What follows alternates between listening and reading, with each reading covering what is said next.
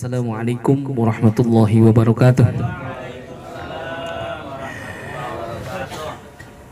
Alhamdulillah wassalatu wassalamu ala Rasulillah Sayyidina Muhammad ibn Abdillah wa ala alihi wa ashabihi wa man tabi'ahu wa nasarahu wa walah, la hawla wa la quwwata illa billah. Ashhadu an la ilaha illallah wahdahu la syarika lah wa ashhadu anna sayyidina Muhammadan abduhu wa rasuluhu la nabiyya ba'dah.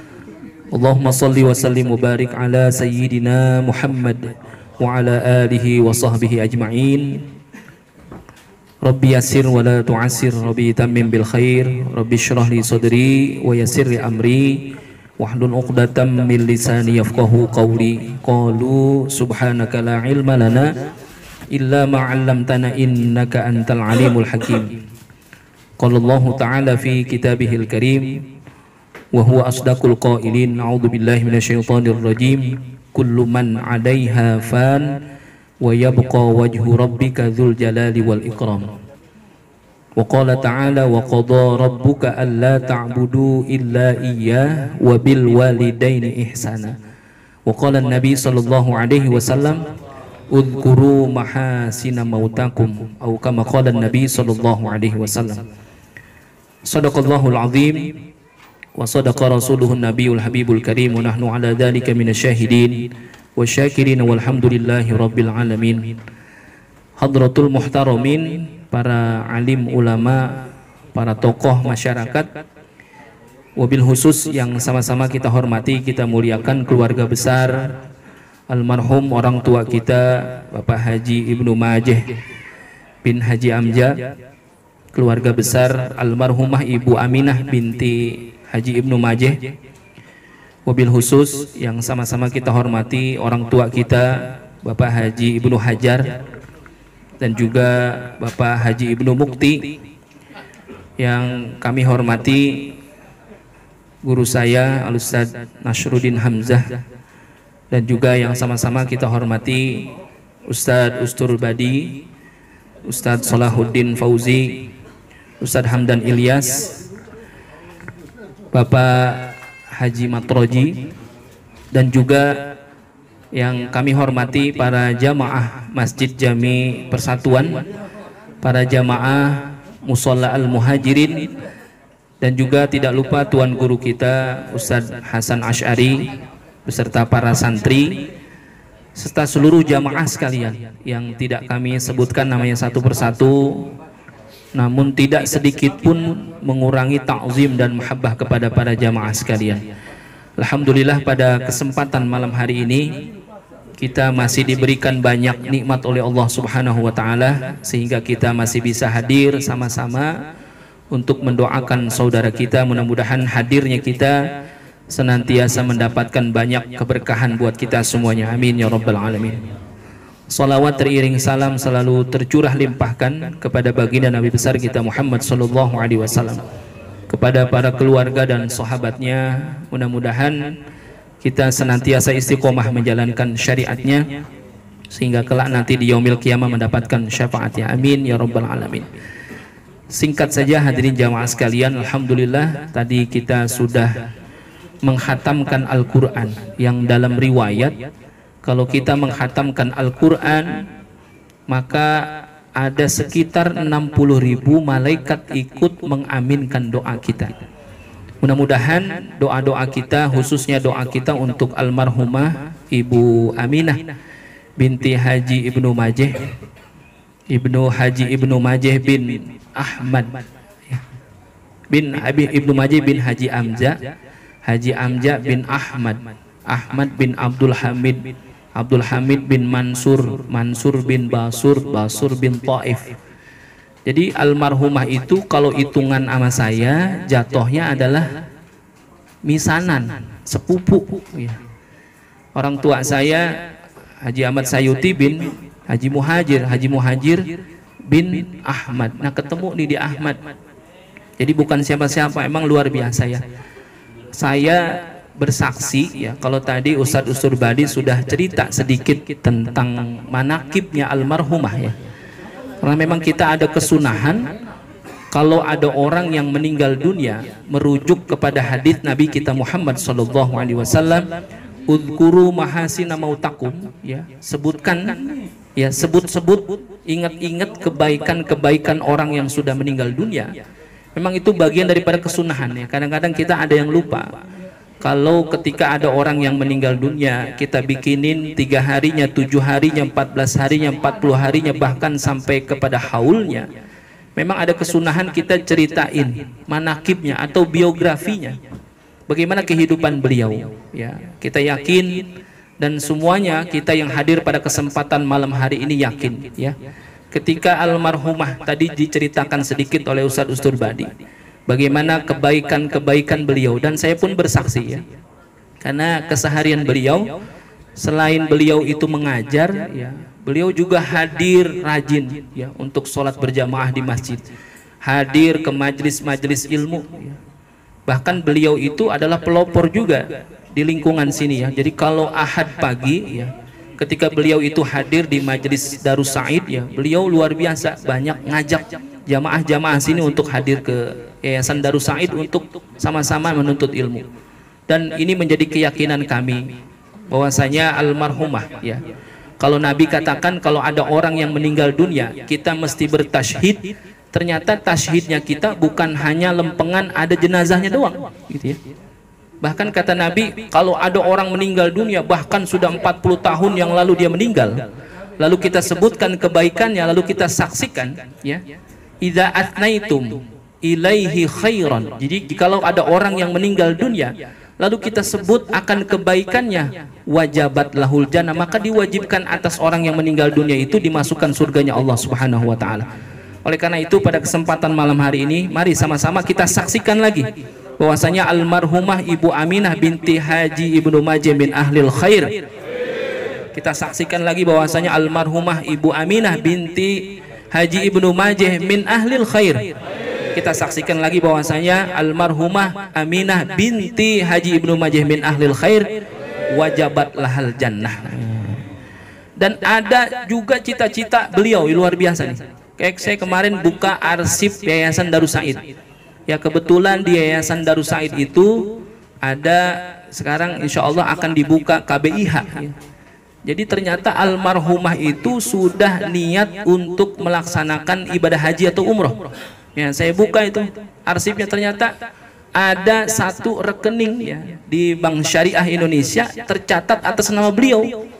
Makanya langsung saya kirim ke keluarganya, saya foto, saya kirim, "Bang, ini almarhumah udah luar biasa," gitu, ya.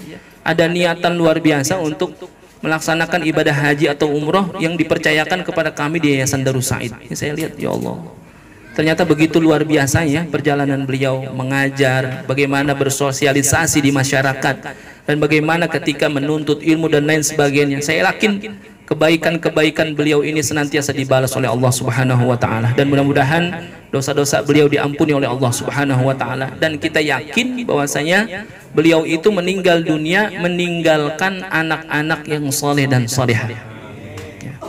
Ini yang disebut oleh Nabi kita Muhammad SAW, yang senantiasa amalnya itu terus mengalir, ya, waladun soleh yad'ulah, anak-anak yang senantiasa mendoakan kepada orang tuanya. Dan ini kita yakin ada amalan beliau yang luar biasa baik, dan ketika meninggal dunia pun dia meninggalkan anak-anak yang soleh dan solihah yang senantiasa mendoakan kepada beliau. Yang mudah-mudahan ini semuanya menjadi amal baik buat beliau semua. Amin ya rabbal alamin. Dan ini kita yakin, ya, keyakinan kita jangan sampai luntur ketika memang betul-betul ada anak, ya, yang baik-baik, yang soleh dan solihah itu, ketika dia mendoakan kepada orang tuanya, maka sampailah kebaikan itu kepada orang tuanya yang sudah meninggal dunia. Ini ada satu riwayat, Pak. Jadi di Tarim, ya, di Yaman, itu di Tarim, di negeri 1000 wali, di Tarim di Yaman itu ada cerita, ya. Jadi malam hari ini saya cerita saja sedikit, mungkin ini menjadi motivasi buat kita semuanya. Jadi di tengah-tengah ketika masih banyak orang-orang yang mengatakan bahwasanya ketika ada orang yang meninggal dunia, nah kita orang yang hidup tidak bisa mendoakan kepada orang yang meninggal dunia. Ini kan makin kemari makin luar biasa, gitu, ya. Sampai kemarin saya hari Selasa itu ada pengajian di Masjid Jami Al-Ittihad ya. Salah satu pertanyaan dari jamaah itu yaitu, ternyata masih banyak orang kita yang masih ragu, Pak, kira-kira kalau kita baca Yasin, baca Quran, ya apa yang kita baca itu kira-kira nyampe nggak sama orang yang sudah meninggal dunia kan? Itu ternyata masih banyak itu pertanyaan-pertanyaan model begitu. Ya kalau kita karena ngaji sama orang tua kita, sama guru-guru kita, diberikan ilmu yang luar biasa kepada kita. Kalau kita kan sami'na wa ata'na, nggak pakai nanya-nanya lagi. Kita yakin karena yang ngomong itu ulama kita, guru-guru kita, kita yakin. Dan ternyata ini ada satu kisah yang meyakinkan kita semakin yakin bahwasanya orang yang sudah meninggal dunia itu akan senantiasa mendapatkan sesuatu dari orang yang masih hidup. Nah ini di Tarim ada seorang pemuda ya, ketika orang tuanya meninggal dunia ya, orang tuanya udah meninggal dunia, dua-duanya bapak ibunya udah meninggal dunia. Nah si pemuda tadi ya, ketika orang tuanya sudah meninggal dunia, ini rumah yang didiemin adalah rumah orang tuanya ya, jadi anak-anaknya itu udah nggak ada, tinggal dia satu orang doang nih anak laki. Jadi satu hari ya, ketika dia sudah ditinggalkan oleh orang tuanya, bapak dan ibunya ya, namanya anak muda ya, walaupun Tarim itu adalah kota 1000 wali, akan tetapi ya tidak semuanya orang senantiasa berbuat kebaikan, ada saja gitu ya, ketika berbuat baik ada juga yang tidak berbuat baik. Nah ini si anak tiap malam ternyata ngajakin teman-teman yang ngumpul di rumahnya ya, ngumpul di rumahnya ya, ketika ngumpul ada saja yang dilakukan oleh mereka, bahkan yang dilakukan mereka bukan kegiatan-kegiatan zikir dan lain sebagainya. Ternyata dia ngumpulin teman-temannya di rumahnya, lalu ngapain ya, nyanyi-nyanyi, ngobrol, cerita dan lain sebagainya. Terus setelah orang tuanya meninggal dunia, ternyata yang dilakukan sama si anak ini kerjaannya setiap hari seperti itu. Nah satu malam si anak ini dikasih mimpi ya, di dalam tidurnya dia melihat bahwasanya ketika akan menuju makam orang tuanya ada satu keinginan ya. Jadi dalam mimpi itu dia punya keinginan ingin sekali berziarah ke makam orang tuanya. Tapi anehnya ketika dia akan berziarah ke makam orang tuanya, di tengah perjalanan sudah dekat lagi menuju tempat di mana orang tuanya dikuburkan, dia mencium bau bangkai yang luar biasa, itu mengganggunya. Sehingga itu menghalangi dia untuk bisa sampai ke tempat di mana orang tuanya dikuburkan. Ya kira-kira kita kalau bau bangkai itu nyamperin apa menjauh? Ya pasti menjauh. Ada keinginan yang luar biasa dalam hatinya, ingin sekali berziarah ke makam orang tuanya. Nah itu di dalam mimpi. Ternyata ketika dia mencium bau yang tidak enak, akhirnya apa? Dia menjauh. Besok malam begitu lagi mimpinya. Besok begitu lagi mimpinya. Bahkan hampir setiap malam dia bermimpi bahwasanya ketika dia punya keinginan untuk berziarah ke makam orang tuanya, ternyata dia mencium bau yang tidak sedap, yang tidak enak. Nah, akhirnya lama-kelamaan karena dia udah nggak tahan, kok ada apa sebetulnya tanda daripada mimpi ini, gitu ya. Ya sebetulnya kan bicara mimpi itu ya. Ya kalau bicara mimpi nanti ada juga ulama-ulama yang menulis kitab-kitab tentang bagaimana sejatinya mimpi itu bisa punya makna yang luar biasa ya. Ya nanti ada tuh kitab-kitabnya. Mungkin kalau Ustaz Hasan Asy'ari udah khatam tuh kitab-kitabnya, ternyata emang ada mimpi-mimpi yang punya petunjuk buat orang yang hidup tuh. Itu luar biasa. Akhirnya karena dia timbul 1000 pertanyaan dari apa yang dia alami dalam mimpinya, satu hari dia datangilah seorang ulama besar di Tarim. Dia datang kepadanya, dia bertanya tentang kondisi yang sedang dia alami. Yaitu apa? Ketika dia punya orang tua sudah meninggal dunia, nah di dalam mimpinya dia sering kali diimpiin agar supaya untuk berkunjung ke makam orang tuanya. Tapi pada kenyataannya dia di dalam mimpi itu tidak pernah sampai ke makam orang tuanya karena ya, dia mencium bau busuk yang luar biasa. Saya diceritain kepada ulama itu di Tarim. Dia cerita panjang lebar bagaimana kondisinya, akhirnya dijawab oleh ulama tadi. Itu adalah gambaran sebenarnya apa yang terjadi di makam orang tuanya. Lalu apa yang harus saya lakukan? Nah, kan engkau biasa mengumpulkan teman-temanmu di rumah. Engkau tidak pernah berdoa untuk orang tuamu, sedangkan engkau mengajak teman-temanmu ke rumah itu, yang engkau lakukan adalah ya ngobrol, nyanyi-nyanyi dan lain sebagainya. Ternyata itulah gambaran kubur orang tuamu ketika engkau lakukan amalan-amalan yang engkau lakukan di rumahmu bersama-sama dengan teman-temanmu, itulah yang orang tuamu dapatkan di dalam kuburnya, layaknya seperti kuburan yang berbau busuk. Lalu apa yang harus saya lakukan? Yang harus engkau lakukan adalah engkau rubah kebiasaanmu. Yang tadinya engkau mengumpulkan teman-temanmu di rumah dengan ngobrol, nyanyi-nyanyi dan lain sebagainya, amalan-amalan yang tidak ada manfaatnya, gantilah dengan amal-amal soleh. Engkau ajak teman-temanmu ke rumahmu boleh, tapi engkau apakan? Ajak mereka untuk berdoa, ajak teman-temanmu itu untuk berzikir, ajak teman-temanmu itu untuk mengingat kebaikan-kebaikan orang tuamu. Baca sholawat, ya, banyak-banyaklah munajat kepada Allah Subhanahu wa Ta'ala. Akhirnya karena dinasihati oleh ulama tadi, ya, ini ternyata si pemuda yang ketika di dalam mimpinya mendapati hal yang tidak baik, ya, besok akhirnya ketika temannya datang kalau pengen ngajak ngobrol, nyanyi dan sebagainya, ya, dia menolak, ya, dengan cara yang lembut. Ya, ini kalau misalkan ditolak dengan cara yang kasar pun nanti akan berdampak yang tidak baik terhadap hubungan kepada sosialnya, kan. Akhirnya ditolak dengan cara yang baik. Akhirnya dia mengajak teman-temannya itu untuk duduk sama-sama berzikir, membaca sholawat. Ya, bahkan dalam hikayat ini disebutkan si pemuda ini suka ngajak teman-temannya ke rumahnya untuk senantiasa membaca maulid Nabi kita Muhammad SAW, lalu disambung dengan zikir dan doa-doa untuk almarhumah orang-orang tuanya. Ketika itu dilakukan, ya, dalam waktu yang beberapa lama, ternyata sekian lama itu dia mendapati mimpi lagi si pemuda ini. Nah, di dalam mimpinya dia mendapati ketika dia ingin berkunjung ke makam orang tuanya, dia mencium bau yang harumnya luar biasa, wanginya luar biasa, sehingga walaupun dia tidak ingin berjalan, seakan-akan dia terbawa oleh harumnya bau kubur orang tuanya itu, terbawa. Terus setiap malam dia mimpi seperti itu. Bahkan ketika dia bangun besok pagi, lah dia berangkat ke makam orang tuanya, lalu dia berziarah. Dia mencium bau yang harum luar biasa. Semakin banyak maulid yang dia baca, semakin banyak zikir yang dia baca, ternyata semakin harum makam orang tuanya. Akhirnya dia datang lagi kepada ulama tadi yang dia tanya kondisi apa yang dia rasakan. Ternyata ketika dia cerita, ya, apa yang dinasihati oleh ulama tadi, ya, dia lakukan, ya, zikir, baca maulid dan lain sebagainya. Ini luar biasa, ketika itu mendapati makam orang tuanya itu harumnya luar biasa.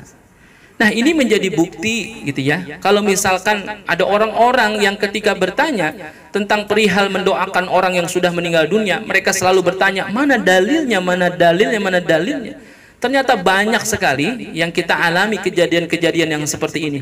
Kita, ketika ulama kita mengajarkan kepada kita untuk senantiasa mendoakan orang-orang yang sudah meninggal dunia, kita yakin semuanya tidak akan bertanya bagaimana tentang dalilnya. Kenapa? Kita yakin itu adalah yang bicara adalah ulama-ulama kita.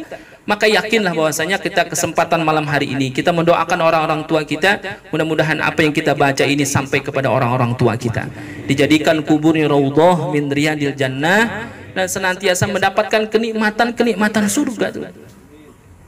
Ya kan tadi dibaca tuh doanya, ya, raudhah min riyadil jannah atau hufrah min hufarin nar, gitu. Bisa jadi kuburan itu jadi taman surga atau bisa jadi dari lubang daripada lubang neraka. Tapi kita yakin, ya, apalagi kalau masyarakat kita, ya, sampai hari ini pun kita kalau misalkan baca riwayat, memang baca riwayat itu Nabi itu kalau bertakziah katanya sampai malam ketiga.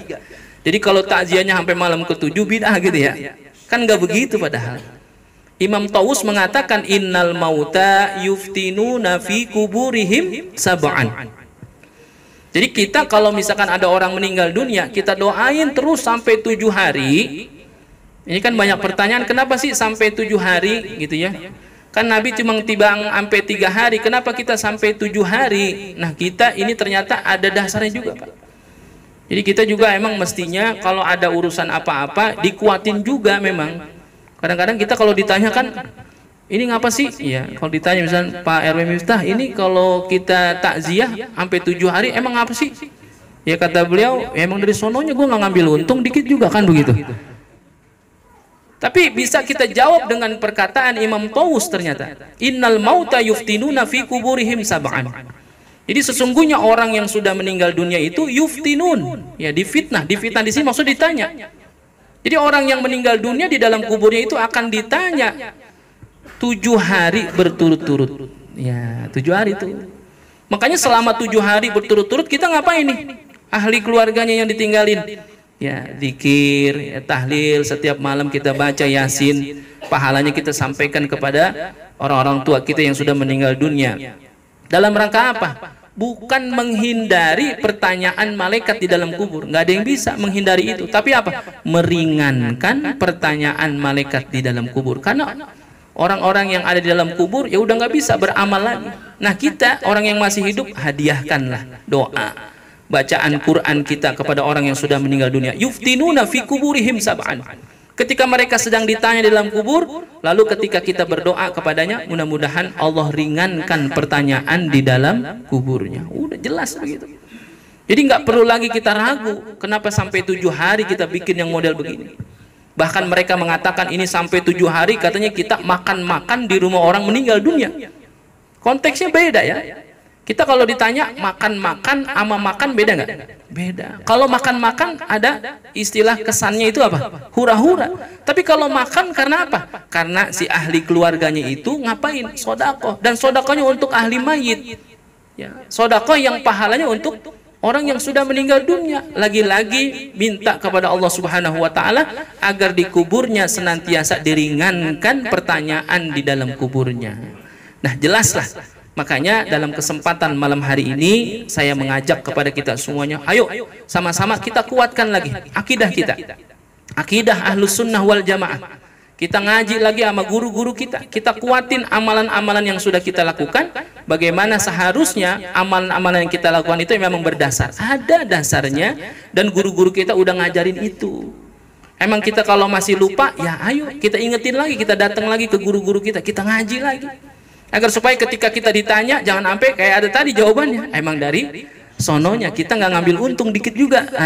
Khawatir ini menjadi lemah. Mudah-mudahan senantiasa dengan sering-seringnya kita hadir ke tempat takziah, menguatkan keimanan kita kepada Allah Subhanahu wa Ta'ala, menguatkan ukhuwah Islamiyah kita, menguatkan senantiasa semangat kita untuk senantiasa berhubungan sosial. Sama-sama kita hadir ke tempat takziah dan sama-sama kita berdoa kepada Allah Subhanahu wa Ta'ala. Mudah-mudahan hadirnya kita baca Al-Quran sampai khatam, kita mendapatkan pahala yang luar biasa, dan hadiah yang kita sampaikan kepada almarhumah dan almarhumah orang tua kita semuanya, sampai pahalanya kepada beliau semuanya, senantiasa Allah jadikan kuburnya raudhah min riyadil jannah. Ini saja yang dapat saya sampaikan. Tidak bijak rasanya karena memang udah malam ya. Kalau bicara tausiah itu memang kudunya singkat Pak, nggak boleh. Jadi kalau ceramah panjang, kalau tausiah singkat. Tadi kan judulnya tausiah, ya udah. Emang kalau judulnya tausiah singkat.